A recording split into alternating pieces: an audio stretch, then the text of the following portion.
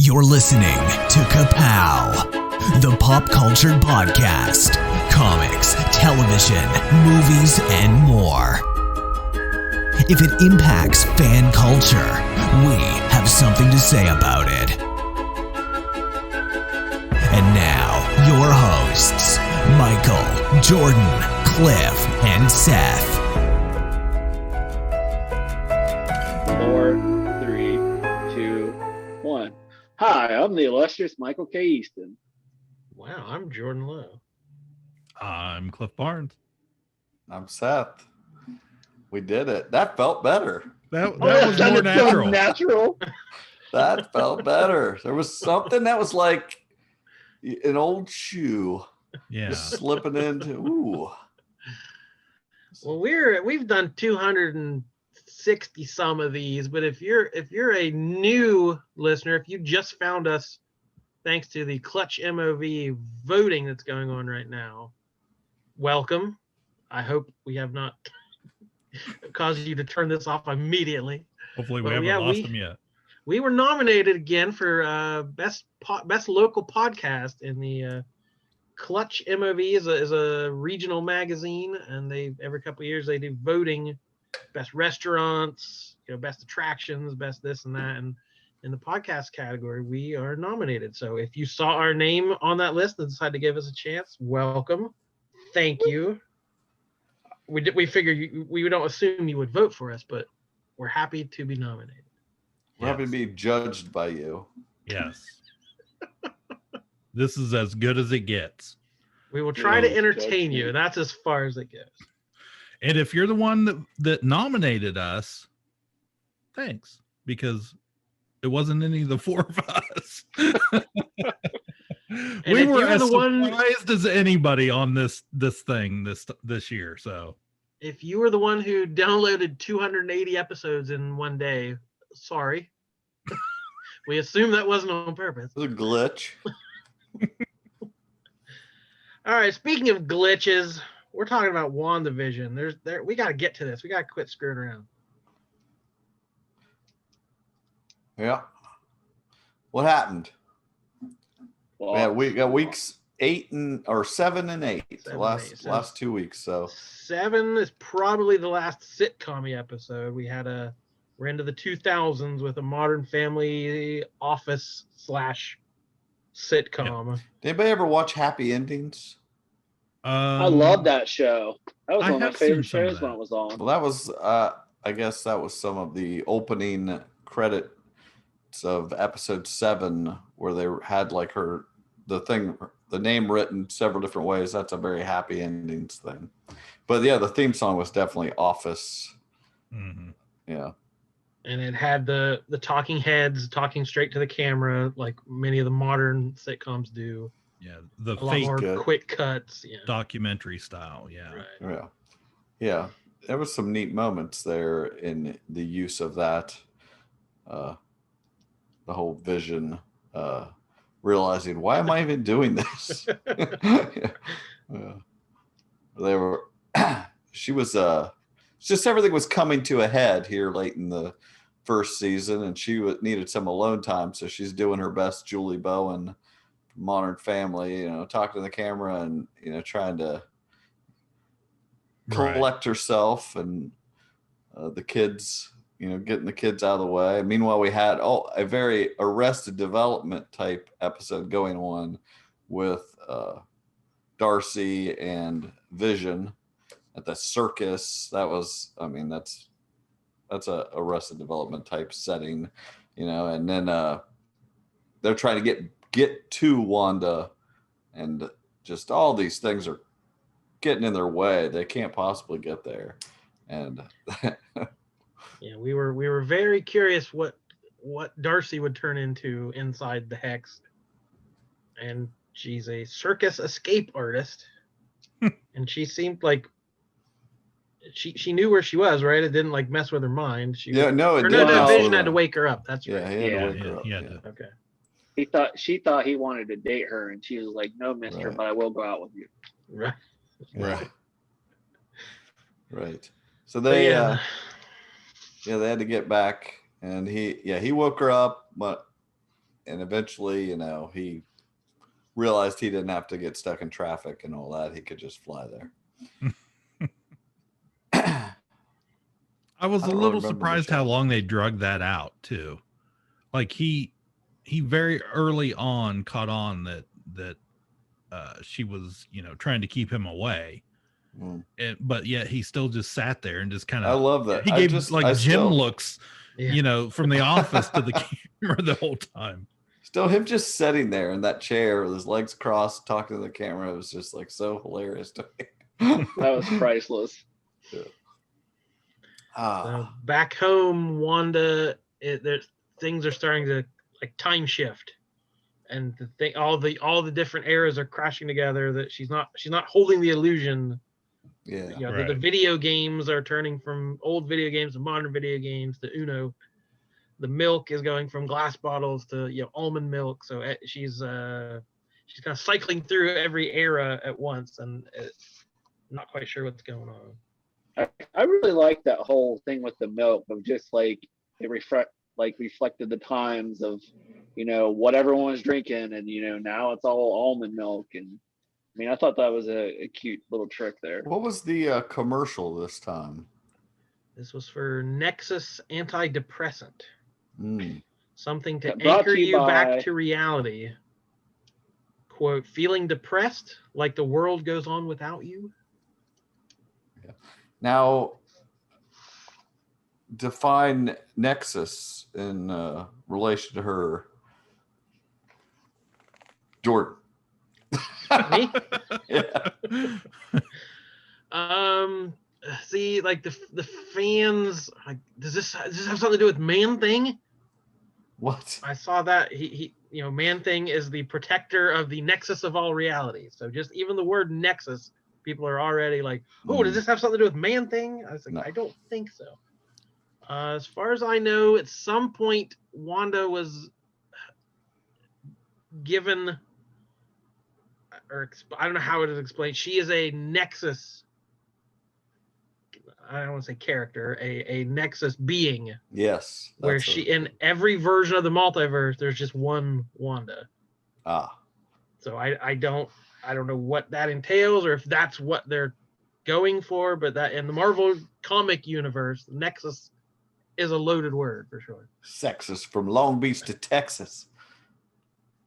You guys not big Snoop Dogg guys? Been a minute. So yeah, that's really cool. That's a good way to describe that. And I'm curious to see how that plays out when we get into all the multiverse things, whether we know that she's going to play a part in the Doctor Strange movie. And Definitely. Yeah. So perhaps if she is like a grounding person in that, if she's always the same, or at least the same consciousness, aware of where she's at compared to other people, because she's about to get a lot more powerful, even more than she already is, it seems like. So that's what I was curious with the shifting, like with the time, everything shifting. Was that because she expanded and included more people, or is it just because she wasn't concentrating as hard as she was before? It seems like maybe just the fact that she's slowly was becoming more aware of what was going on, getting more information. She's lost a little bit of the facade she created, Yeah, this next episode didn't even really explain why it started to slip like that. But when did Agatha come into, or Agnes or whatever, come into this episode, and what? She just popped in and was like, "Oh, I can tell you're having a hard time. Let me take the kids. You have a day to yourself." Yeah. And I remember the one Wiccan or whatever was saying, I can't remember which one's Billy and which one's Tommy, but he was saying how he couldn't see in her mind, or couldn't read something from her. Yeah, from that's Agnes. Billy. He said, "You're quiet on the inside." Was the quote. That was cool. She couldn't, and same that then later we saw where Wanda couldn't read her either. Right. So she took the kids back to her house, which just seemed like it didn't seem to look like any particular. I was hoping it would look like somebody's sitcom house, but just a house. Should have been Michael Scott's with a plasma screen on the wall. Yes. That would have been freaking awesome. Big sliding glass door. She just has a little condo. Yeah. A little paella or something cooking. Tarp over the sliding glass door. The little pine shelf with the Dundies. Yes. I could have sleep on the ottoman at the bottom of the bed. Could have been down for that. So what? So that's out in the outside world. We got a little more with Hayward and this whole Project Cataract, which what is a cataract is something that has to do with your vision. Clouding of your vision, I believe. What could that mean? So yeah, we're learning at that. We learned at this point they're trying to revive Vision and aren't able to. So this whole Project Cataract has been a failure. So he's willing to try something else. And then Monica is trying to go through again, but trying to do it safely. So she gets in the big space rover and tries to drive that sucker through the hex. Yeah, that thing. Oh yeah, boy, I had to go dig out this issue because her going through in this issue, she like tries all different kinds of rays, gamma rays, and all different kinds of ways of light trying to get through into the dome. In that issue, it was kind of neat just to see her trying to get through there. And well, that rover thing looked like it was straight out of Lost in Space that from Netflix. Yeah, it did. So it didn't make it, but she thought she could just go herself, right? So she just kind of pushes through. Yeah, she doesn't change. We see her eyes change blue color, turn blue. And as she comes through, she's seeing, to me, it looked like energy waves or electromagnetic spectrum or something. One review I read said, "Oh, she could see through the illusion." I was like, I'm not sure that's what it was, but I'd say we just that she's the only person that's been through more than once anyway. And this is her third time through the dome. It's having an effect on her, or perhaps there's something about her already, but this is like magnifying things. And I sent you guys pictures today because it was definitely some callbacks to Contact, like just straight shot for shot. Jodie Foster, her face blurring and manipulating the thing, and that was pretty cool. It was I don't know why they chose to do that, but that was cool. But she came through and was no longer aware, or some of them had, like when she went through before, she was like playing along whether she liked it or not. She was it. Yeah, her clothes changed and everything, but this time they didn't. Yeah. This time she was able to go right to the house and confront her. Yeah, so go ahead. I was just gonna say, what's her current code name in the comics these days? Is it I don't know, but Photon? we need to guess now what we think it's going to be, because there's like Spectrum, Pulsar, just Captain Marvel, Photon. Don't you think that? I mean, it seems like maybe they'll pick one of those, but it doesn't seem most obvious that she would use her mom's call sign and just be called Photon. That's what I think. It's sure as heck not going to be Captain Marvel, I can tell you that. Well, no, but I just mean, it seems like Pulsar and Spectrum are cool, but she's going to choose her mom's call sign, I would think. And that outfit that she's wearing is somewhat similar to some of the costumes she's worn. Yeah, I think it'll be a more streamlined version of that. They're obviously trying to give that vibe. It's just so much. I cannot believe this is happening.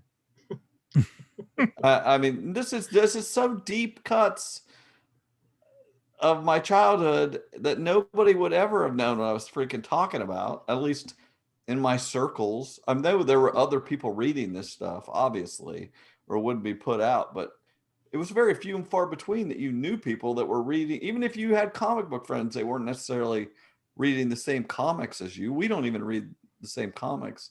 You know, it's like, so to have everyone force fed what I was reading right now is amazing. I can't believe it.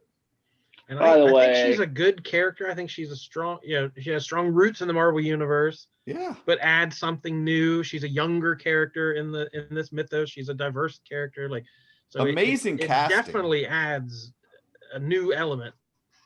She's perfect casting. And it's just so good. So I had 0 comic book friends, so whatever. Really? Yeah, I had no one to like share like any of that stuff. That I was just me, myself, and I. None of my friends were into comics. Huh. I had a couple. But anyway, it came to a head. At what point did Wanda realize she needed to go? Was she just looking for? She was looking for her kids. Yeah, so she tells Yeah, them because Photon. Yeah, I said Photon, but so Monica. They face off. Face to face. We see red eyes glowing, blue eyes glowing, and she says, "Don't let him," talking about Hayward. "Don't let him make you the villain." And she says, "Maybe I already am." So there's like, and again, at this deep into this show, we still don't quite know how aware she is of what's going on and if she's hurting people on purpose or not. So, but yeah, so she, however that did she knock Monica down, or I don't remember how that.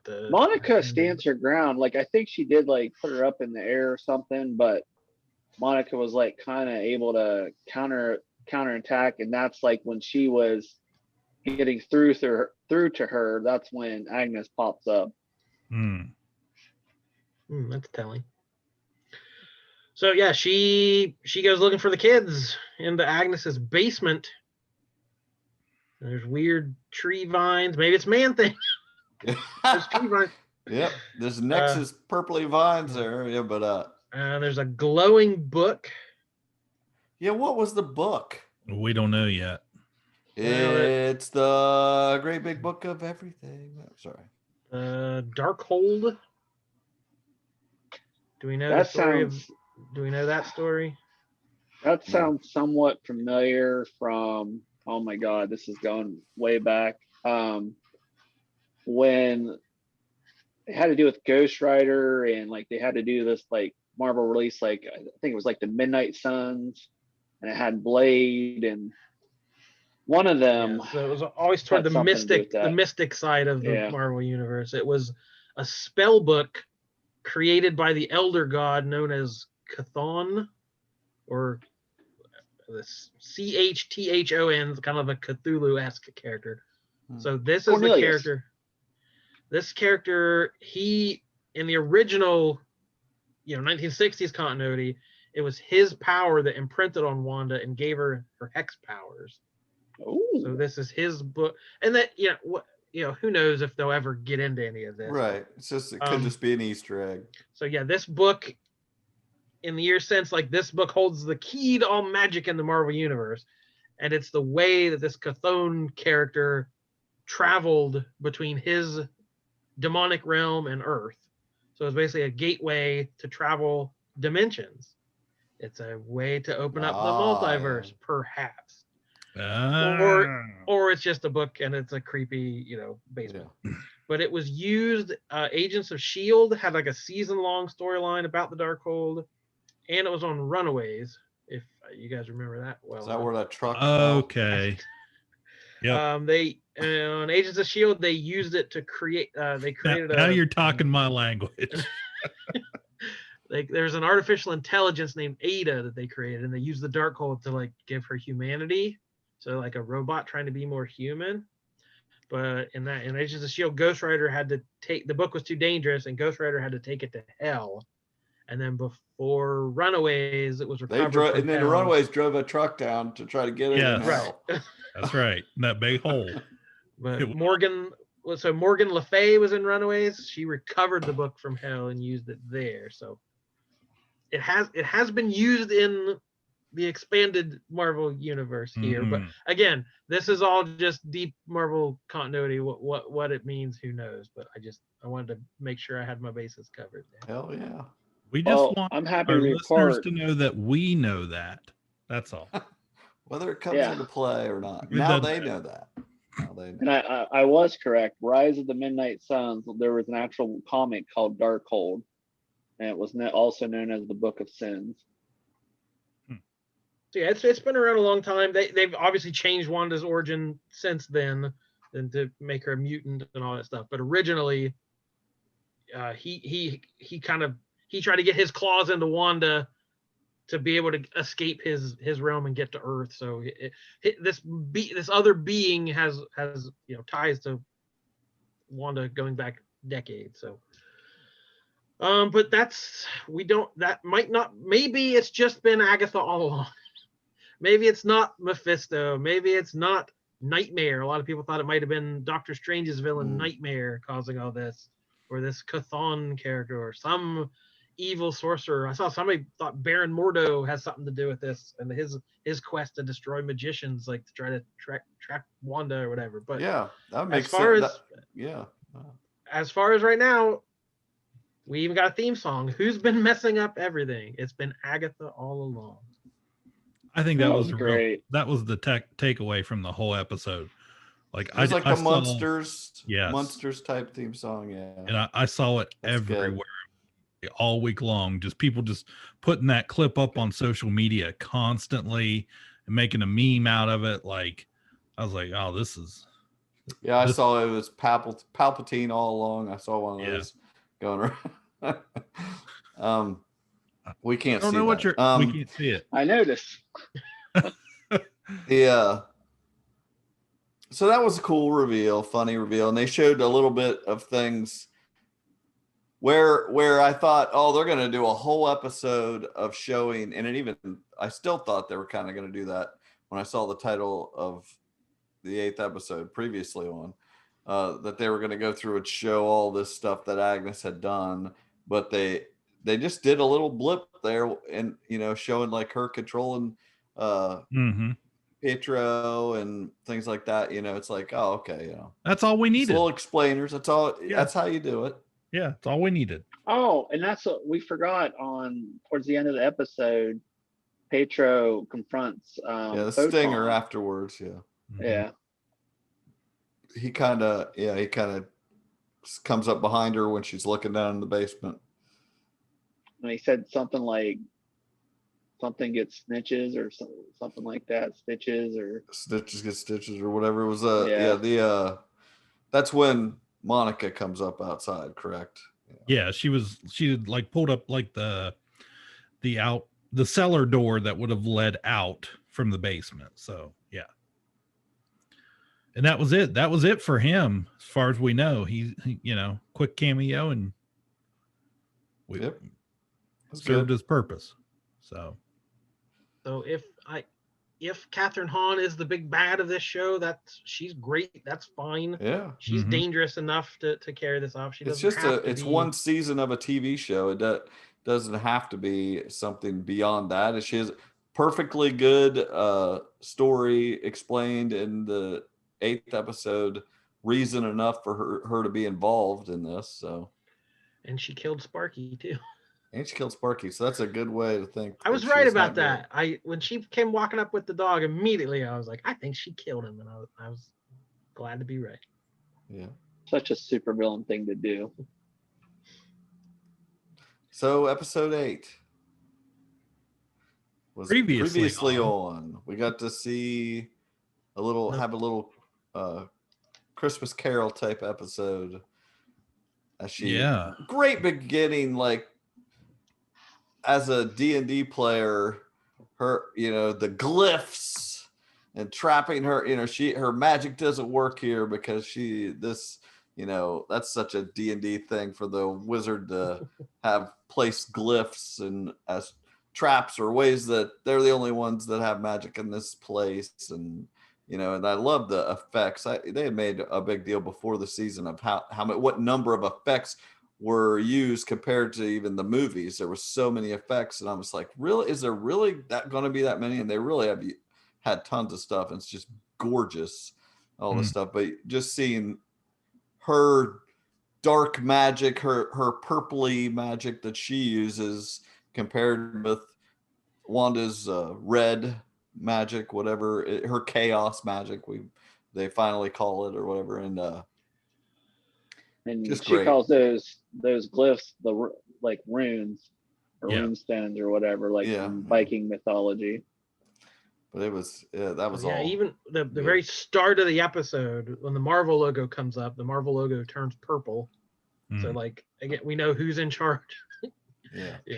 Agatha's running the show. Yeah, so we got the flashback to 1693 or Massachusetts, and that you immediately think, when you see her, you think it's going to be, normal people burning of the witch, burning the witch at the stake, and we realize it's something else. It's a very very Mordo type thing, like they're trying to get rid of somebody who's not, one of their coven that is not using magic the way they should be. And she's very fake. Oh, I would, it's a mistake. I don't want to, I'm not trying. I thought she played that scene so well. I didn't know if she was lying or not. Yeah. I can be good. They're like, no, you can't. So like, was she trying to fool them, or did she really believe it? I think we kind of figure it out later, but.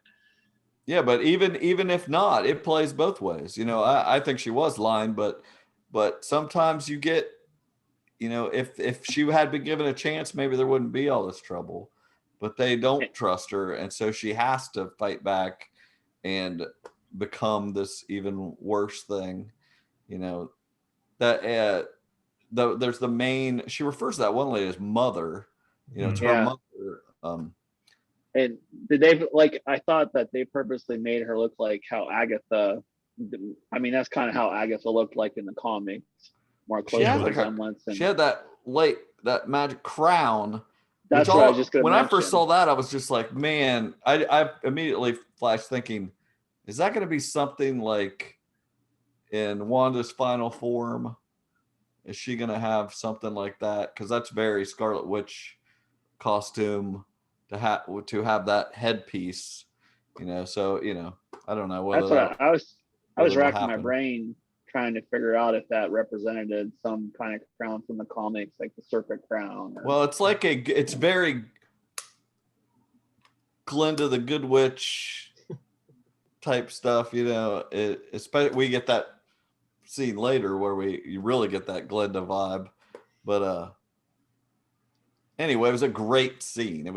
All them using their magic, they're like going to kill her with their blue coven magic, and she is just sucking it in. Basically, it's fueling her, and she's turning it around on them. It's so Star Wars, sending your back at them, and it's hers. That purple, the purple looks so freaking cool. I just was really impressed with the effects. Like they were using that midichlorians. But anyway, so at that point, and it's still like something's going on. I don't think she's 100% evil.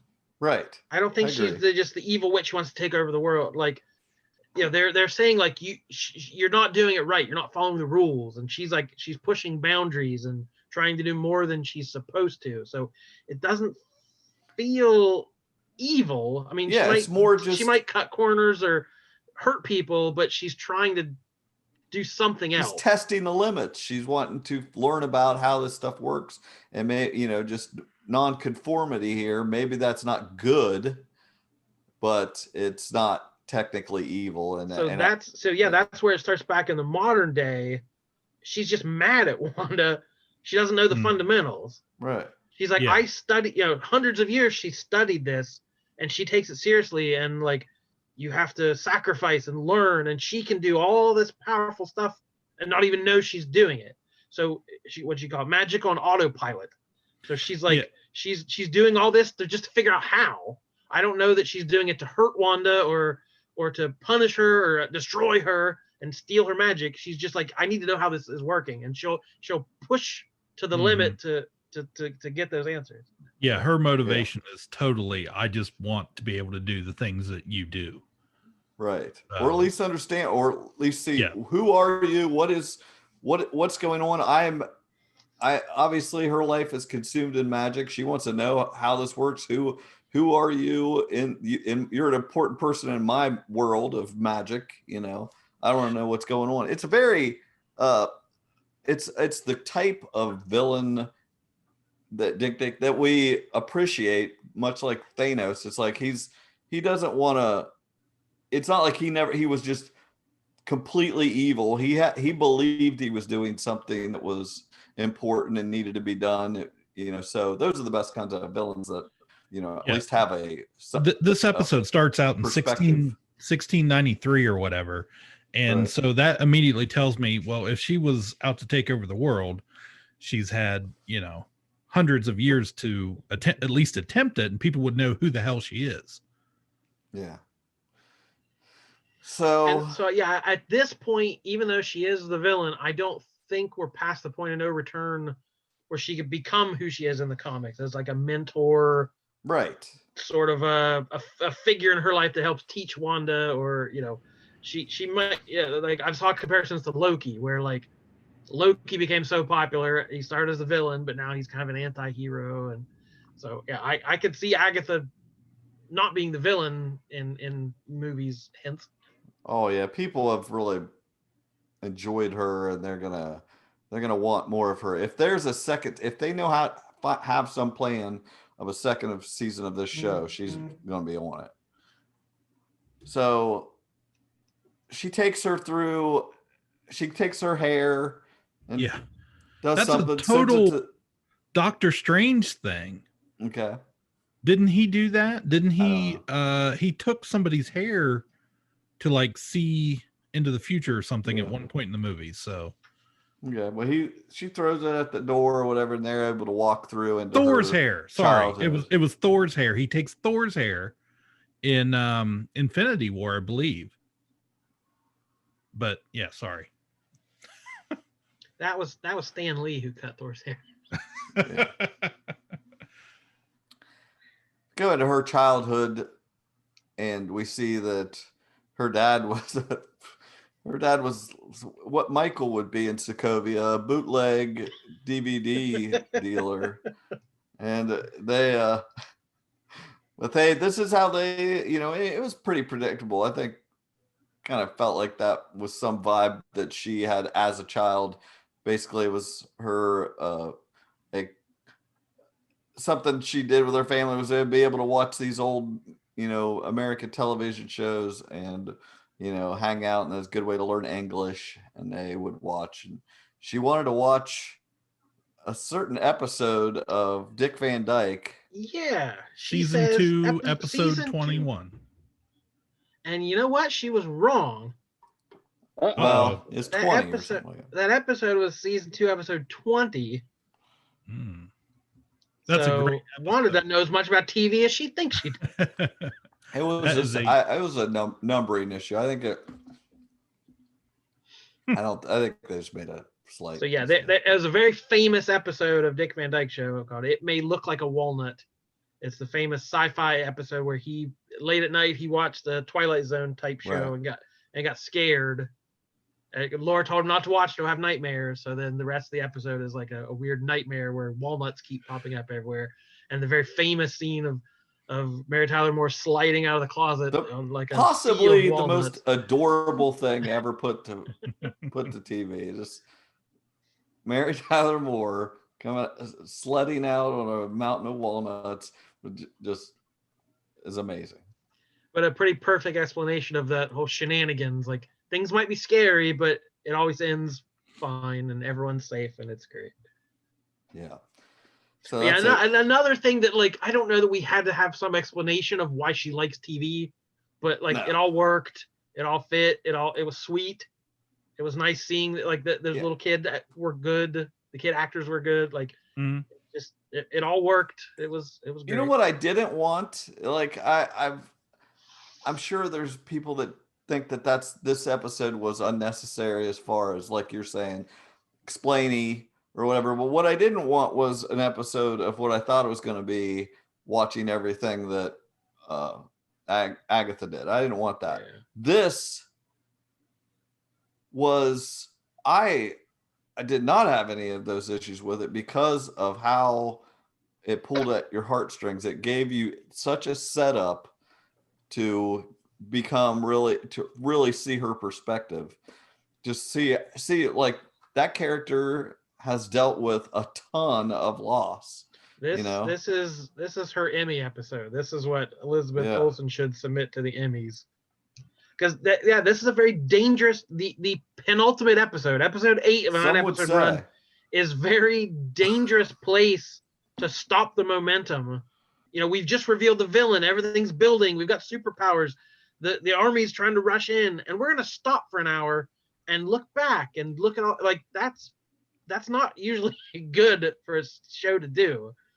And this episode was a little slower, and it did feel a little bit retreading some ground and doing some explainy stuff, but it pulled it off better than I think some other shows could. Oh yeah. So when we get, I don't remember where it jumped to. Well, at this point, I saw someone call this the biggest duh in the Marvel universe. We know from Age of Ultron, the Stark bomb lands in the living room and it doesn't go off. Yeah. Right. It's like, wow, that bomb was a dud. We're lucky. It's like, how her powers are about probability and controlling odds.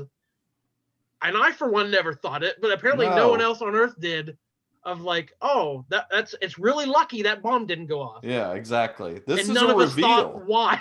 Yeah, this is a reveal where we should be like, they probably were sitting on that thinking this is such a great thing, and nobody seems to care that was a great explanation that we're finally find out why it wasn't a dud. But none of us thought that because they set it up as how they got their powers was from the experiment. It wasn't from her being born with powers. Yeah, but the way people pick these apart and look at every frame of these, like, how'd they miss it? And no one had that theory, or the light bulb didn't go off. But it's just how well these are put together that you can go back and squeeze that in, and it works perfectly. Yeah. So then we jump to the Hydra era. Yeah. And the experiments. And it's not she's not so it's obviously not that she got her powers from this, but it seemed to augment what power she already has. So being exposed to the Mind Stone, I think that's it with the But it doesn't killed everyone else. Everyone else. Right. Yeah. But it doesn't give us any background on Pietro. Going, really explaining anything. I guess it wasn't needed. They're just, they killed him off in one movie. So. Yeah. You can say, it's because they're probably, if this has to do with the mutation, the Mind Stone reacted to the mutation, or I saw somebody say like the Mind Stone would have saw Pietro in her mind and spared him, or whatever. It killed everyone else, but it wouldn't have killed Pietro because she loves him. Like, if they don't explain that, I don't think it's a real loophole. Yeah, I'd rather they not. And and as she's getting her powers augmented, we see her seeing the outline of Loki, supposedly. I mean, if you want to go there. No. I thought it was like her. Yeah. I thought it was like her future. Yeah, it was like Glinda the Good Witch, Scarlet Witch. Okay. Because it's the time. Well, because I was thinking it kind of looked like Loki because it was the scepter that he had. So I was thinking again because they talked about the runes and stuff like that. I was thinking it was more tied into it's a girl Viking mythology.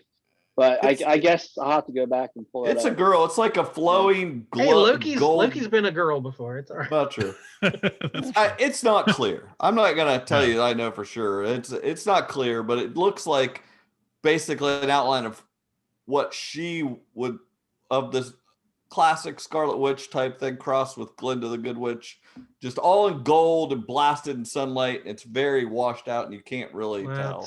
Somebody on Reddit took it and ran it through a bunch of filters and cleaned it okay. up on Photoshop, and like it's definitely Elizabeth Olsen in the headdress and the long. Okay. It like, reminded the more me, modern version of her costume. Yeah, I can't wait to see. Doesn't Wanda give Thor the vision of the future where he sees like the Infinity Stones and the Gauntlet and all the Avengers are dead? Yeah, there was part of the dream. Yeah, that's kind of what it reminded me of. That but that was just a split second. I mean, that we didn't see much of that, but then was it after that did they go right to post Age of Ultron? Yeah, at the new Avengers where they're in facility. The room. Yeah. Well, she had time first to sit and watch some. She had time to sit and watch some Brady Bunch. Oh yeah, which with Kitty Carryall and Bobby with his kazoo. How powerful was that of him? Like, amazing. It's not real. It's full of sawdust. It's like, holy crap, you're awful. Let her have this. She loves that doll. Yeah, such a Vision reference, just like such a. I didn't catch that when they were doing the Brady Bunch episode, and they've got Kitty Carryall and stuff. It's like you don't make that connection, but now it's just like she's got her doll there, and it was like, what? That was cool. Yeah. So then this was in the Avengers compound after. Was it Infinity War when like Cap is in there talking to her and Steve's in there and then Vision walks through the wall and everything and she's like explaining to him you can't just do that and all this stuff. Yeah. But then we get this scene. This was just so good. Like if you weren't tearing up at this, you were on your phone. Because again, the movies, they have a look at each other or a sweet little moment or and then we time jump in the movies. They had no time. They were together when they were like the Secret Avengers hanging out with Captain America, and they just were together. So we never really got the foundation of this romance and why she does feel for this guy. And this right here is enough. This scene does it. Just natural. I just sat and watched that and thought the perfect chemistry, I guess. They're just both perfect. And you can really feel like just in this scene, seeing them hang out together and talk about, him helping her deal with this and stuff. And he's perfectly playing Vision. And at the same time, they just seem like a natural couple. It was great. And we're seeing more of her tragic life. Like everyone she's loved has been hurt or killed. Her life has not been great. And that I saw people using that quote all day. What is grief if not love persevering? The combination of that statement and her talking about the waves of grief and things like almost everybody's lost someone. And if just listening to that, everyone's thinking of their own grief, and it was just so explained so well. It was awesome. Well written.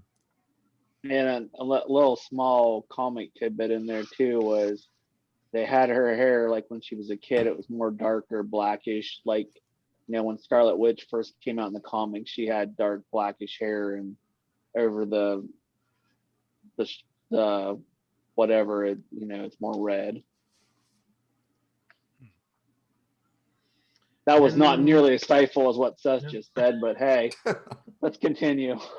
No, they've been touching on every era. Like they've thrown in little things from every version, every era. We're mining a lot of ground here.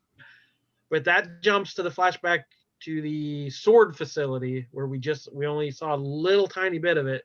Where she went looking for Vision. I was very happy because I was like, I said we were gonna see this, and after I made a fool of myself, saying we're gonna see this after we saw it. Now we really saw it.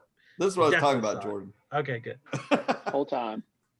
So she goes in, and it's not a rampage. She's not, she kicks the door in, but she's not like strangling people and stuff. She so says, cool, I'm his next of kin. Give him to me. Just the power and the how motivated she was. Just her coming in there, and they're just like, they know who she is. Let's not even come on in. Oh yeah, I am. Boom, I'm coming in, bursting in. I was counting my 2 lefts and a right. Everybody was, and then to get to his office, and then you really feel like this guy is not the worst. Where we were like, how bad is this guy? Is he just your average corporate bad guy? Which I kind of feel like he is. At one point, we weren't sure just how bad he was. Right, but they take it back to, because when we originally meet him with Monica Rambeau, she knows him, she has a history with him, he's been around for a long time, and it gives us the impression that, oh, he's an ally. So in this scene, he's being a big jerk, and you're thinking, what? Oh, he's being mouthy. You're not taking him, and like he's being, typical bad guy. And it's like, no, wait a minute. Or is he pushing right now? Is he goading her because they can't get him to work? He's been laying on that slab for a while. Yeah. And he's like, if I, needle her a little bit, maybe she'll use her mojo and wake him up. So that to me is how I read the scene. Well, he knew who he was talking to and how powerful she is, and he was still being a jerk on purpose. I wasn't there until she looked down there, and I thought, there's no way you could convince me that they weren't doing something on purpose. The fact that they let her into show, and they're tearing him apart while she's there, like that would not. He would have said, "Stop for a minute. Somebody's coming in here." No, instead he probably said, really start like ripping him apart and stuff. I assume when you have to go identify a body in a morgue or something, they're not like sawing into it as you're looking. They put cracking the ribs open. Let me hold their head back together. Yeah. That's not how Dr. Curdle Jr. did it. No. Well, we got a little bit of your chocolate, my peanut butter here, Cliff. Yeah, that to me it seemed like this was a performance. Great taste. It tastes great together.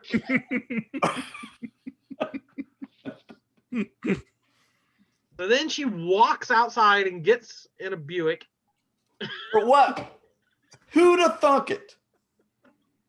Well, this is just her grasping at, I'm still a normal person that drives a car. Yeah, these are superheroes, and these are epic stakes, and it's a robot, an Infinity Stone, but it's still, she's just a person, and she saw a loved one dead.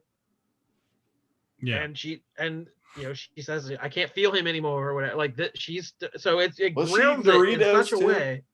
What? Was she eating Doritos? Sorry, we got to talk about Riverdale later. We're not into Riverdale yet. Worlds are colliding, Jerry. Worlds are colliding.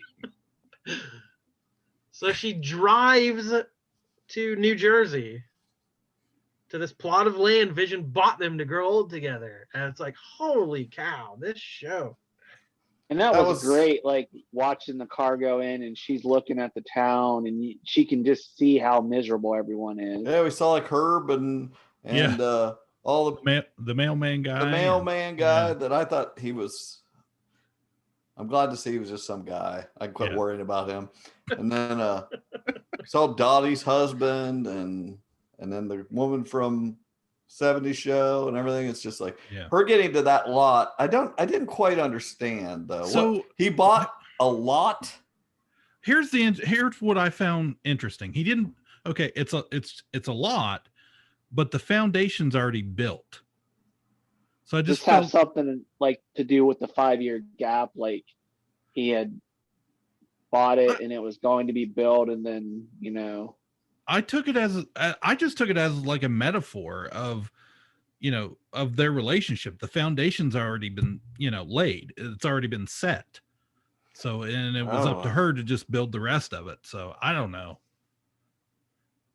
I don't know, but when she freaked out and just made the whole thing, it was like, that was awesome. That was Michael, really awesome. Now that I think, after listening to what he just said, that kind of makes sense to me though. Like that would have been a neat little way to slide in that, after the blip, when things were left half built, or, when everybody went away and the world just kind of stopped. I'm curious. I feel like we just watched it today. I'm sure we'll hear some sort of explanation on that, or someone will have figured it out, but I'm kind of curious. That just seemed odd to me that he wasn't walking in and here's a house, here, I bought you this house or whatever. It just seemed like not what I was expecting. I'm wondering if there might be some callback in one of the movies where they're talking and he says, I feel like there's a reference There somewhere probably where is. There probably about New Jersey or something. I don't know. So seeing this gives Agatha her answer, right? That this outpouring of grief is what created this unconscious power that she has, and she recognizes her as a being capable of spontaneous creation, Chaos magic. Chaos magic. I love it. Scarlet Witch. Boom. That was amazing. So first off, that was amazing. And when she said that, did that not, when you can take something, okay, I just have to say that when you can take something that I have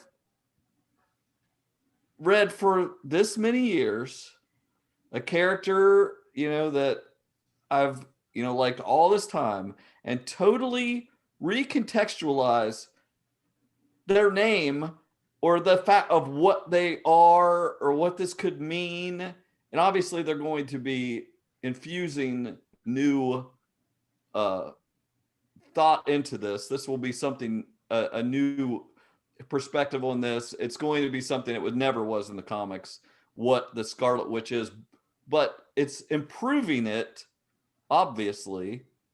When you can do that to a character, that is all you could possibly want from finally seeing new media of something you love.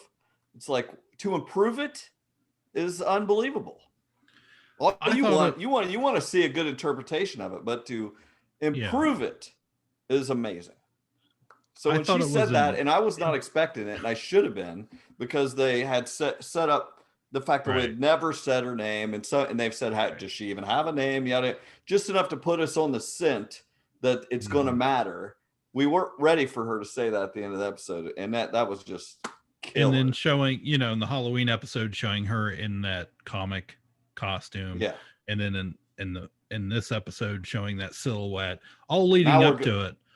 We're going to get eventually, I'm sure, that photo that's been pictured, you get to see it better, but eventually there's going to be a reveal when she has this updated version of that costume, and it's going to look amazing, I'm sure. And just like, that was such an incredible moment. And to me, and hopefully us as all, longtime comic readers, it's so vindicating for how many years now have adaptations shied away from that stuff. Well, the costumes look silly. Let's dress them all in leather. The code names are silly. We can't call them Green Arrow. Let's just call them Arrow. Like, everything has to be like mainstreamed because they're like, they think it's silly or embarrassing. And here's a show that's like, you know what? There's the Scarlet Witch right there, and she's wearing a weird headdress that looks great. So weighty. It's so like, and you can't do it. Just don't be lazy about it. Figure out the right way to do it.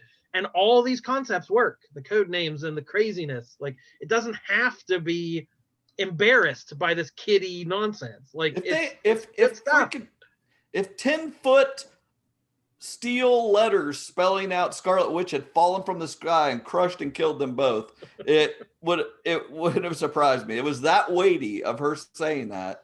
It was amazing. And then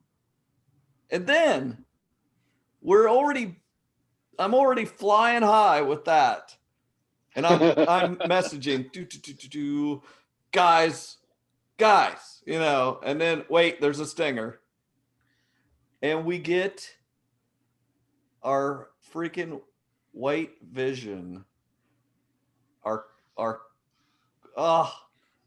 Vision Quest Vision. I was yelling at the TV. I was like, I couldn't believe it. I didn't think they would go there I don't know why, but I just. It seems honestly, I feel like we should have saw that coming. Like, yeah. I don't know. Maybe people did. I don't know, but I did not. It floored me. It did me too. You guys saw my reaction. I was like, "Holy F a vision!" Explain white vision. Well, I had the thought, when he rips the gem out, when Thanos kills him, and his color bleaches out. I'm like, okay, if they bring him back, he might be that version. But I was certainly not thinking either this soon or this particular this way. Yeah, that's the story in West Coast Avengers where he is destroyed and disassembled. Like it looks right out of the comic, laying on the table, different parts, and it's some evil business or so, I forget who the villain is, but they bring him back, but he's missing all his emotions. Yeah, he has all his memories and all his skills and abilities, but the brain waves from Simon Williams that doesn't apply to the movie version, but they're no longer in there, so he's not the same character. So that blew me away.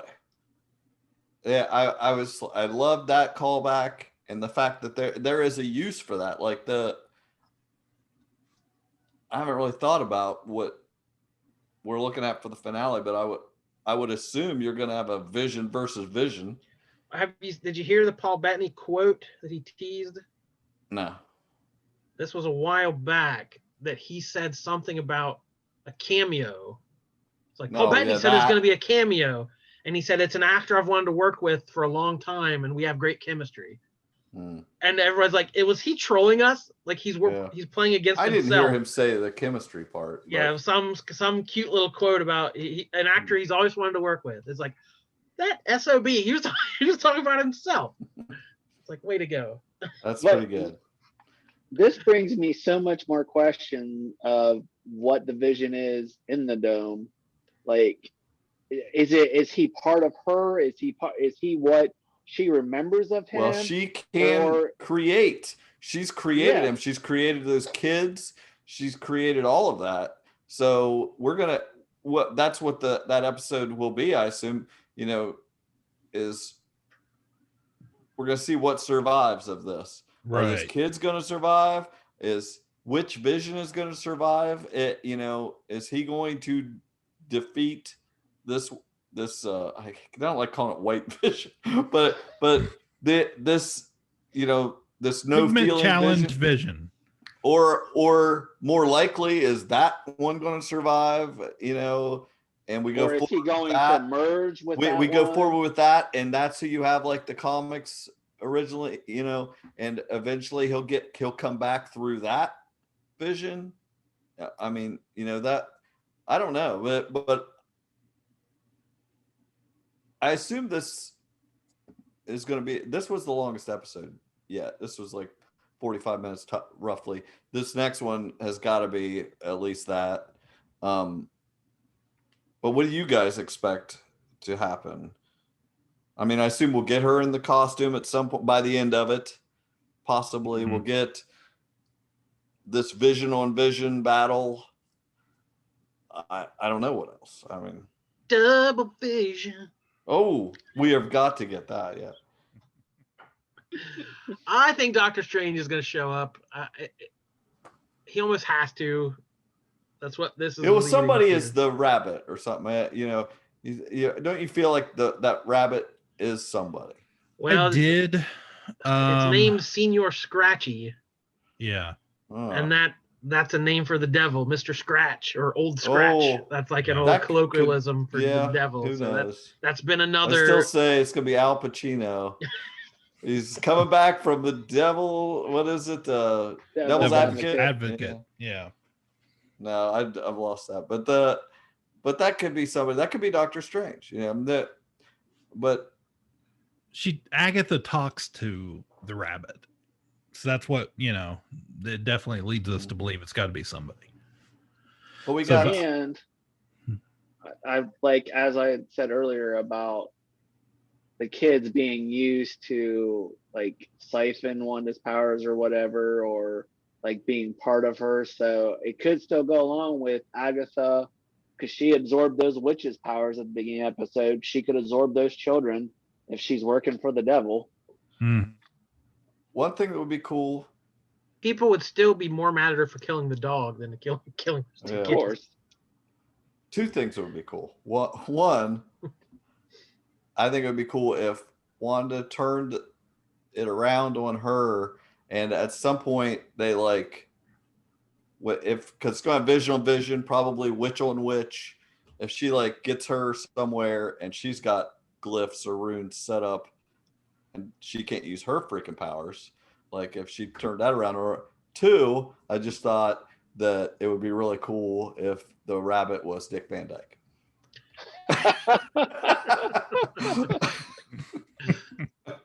We forgot Dick Van Dyke as Satan. That would be as Mephisto. Yeah. I just solved it. That would be the best.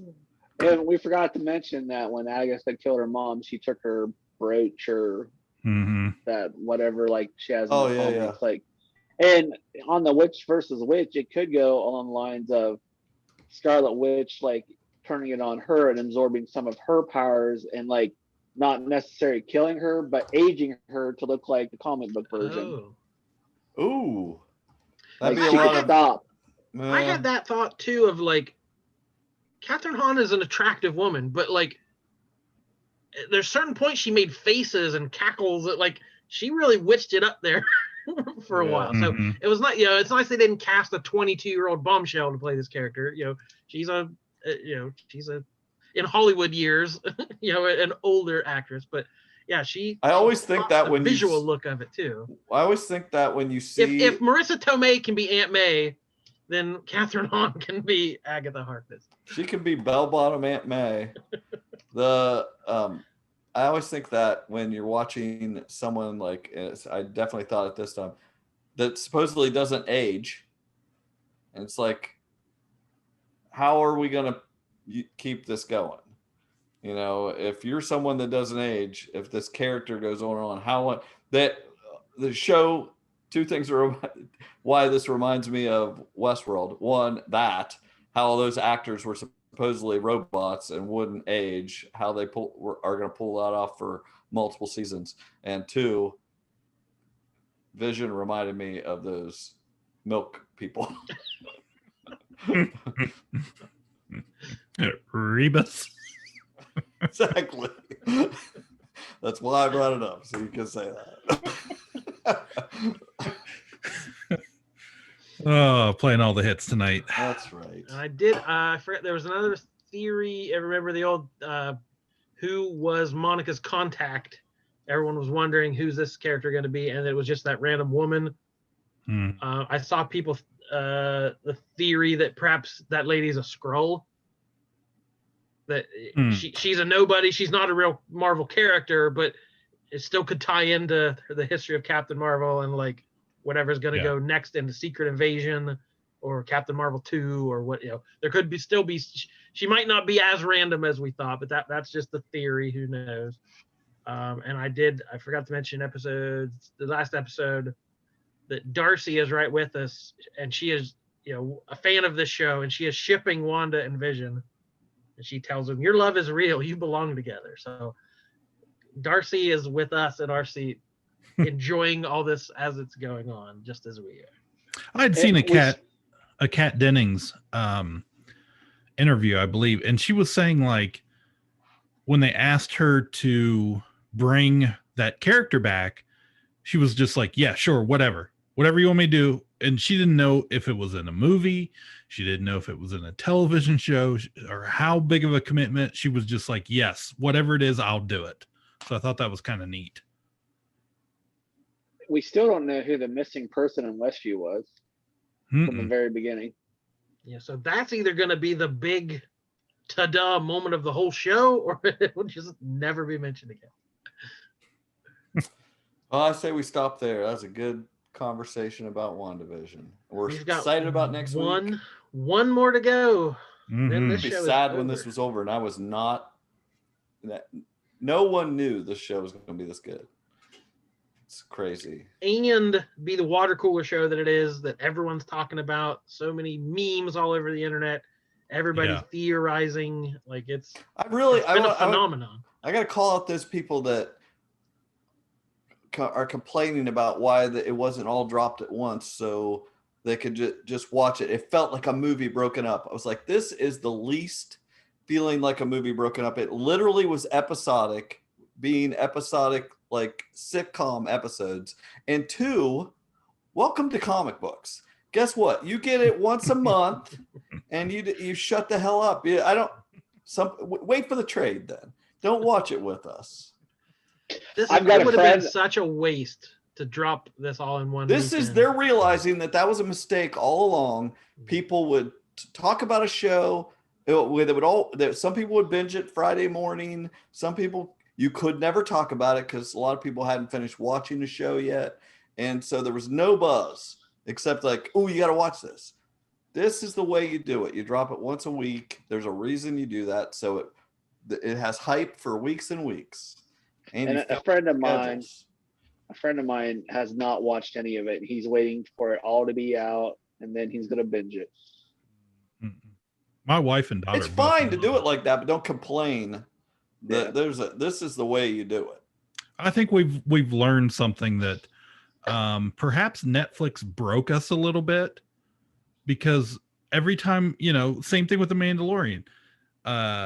Every time we get a show, a great show, that we're only getting that one episode a week, we enjoy it so much more as just a community, as a watcher, because we all get to talk about it, and we all get to speculate, and we all get to, It's literally why we do this. Yes. This is why I'm here. Yes. That's what I'm talking about. All right. Anyways. Good stuff. Great stuff. Award-worthy stuff. I agree. All right, we'll be back next week to wrap all this up and gloat how right we were about all these theories. Thank you for listening. My name is Jordan Love. And I'm sorry, I screwed that up. I gotta go. And as always, I am the soon-to-be reprogrammed Michael K. Easton. I don't. And. Yeah, this feels a lot better, guys. Everything's working smooth. An old shoe. Very worn. Very worn.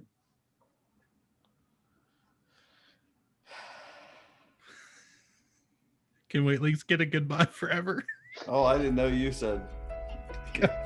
I never heard you. Bye forever. We're gone. Ka-Pow, the pop cultured podcast, is intended for entertainment and information purposes only. Sounds, music, and clips played during the podcast are property of copyright holders. All original content is property of www.udownwithkpp.com. If you enjoyed this podcast, please subscribe and leave a comment. Ka-Pow, the pop cultured podcast, is available on Apple Podcasts, Google Podcasts, Podbean, Spotify, and wherever podcasts can be found. You can connect with us through social media on Facebook, YouTube, at the Ka-Pow Podcast on Twitter, or email the show, Ka-Pow, the pop cultured podcast, @gmail.com. If you really want to go the extra mile, please sign up to be a patron through the Podbean app or our website, www.udownwithkpp.com, to receive special content and early access to some episodes. We are grateful to anyone that chooses to contribute, but please know that most of our content will always remain free, so please continue to like, comment, and share. I better start recording.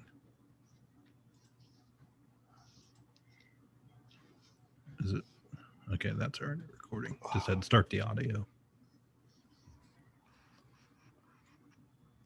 Okay.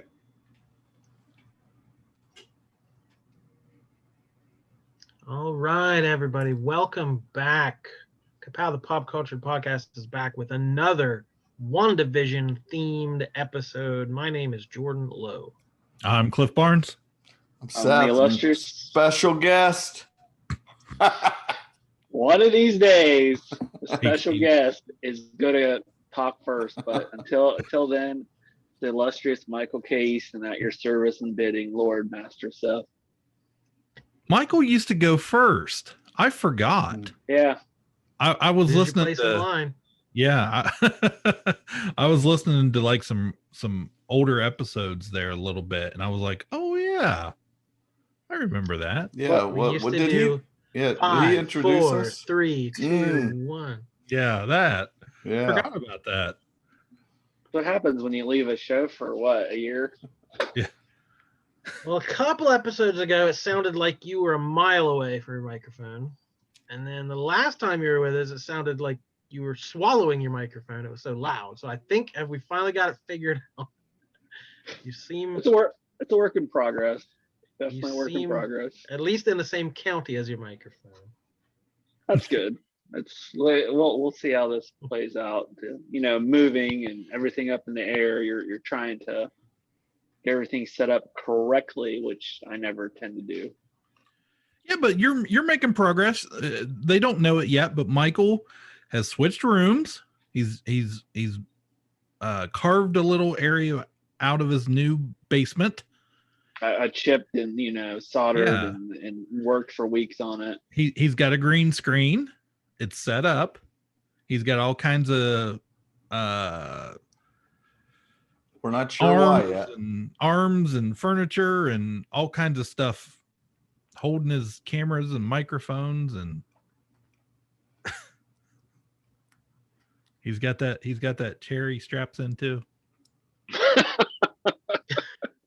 As this is not award-worthy content we're putting out right now. I'm not feeling it. Start Hey, over. you guys, honestly, I came down here over an hour before you guys started recording and set everything up because I didn't want to come on here and be like, I could hear Steph in my head. It's scary. So let's do another opening and start talking about Wandavision. Oh. Well, that's Let's what see. this show is about. Redoing everything over and over again Till we get So- it right. in the old-fashioned way of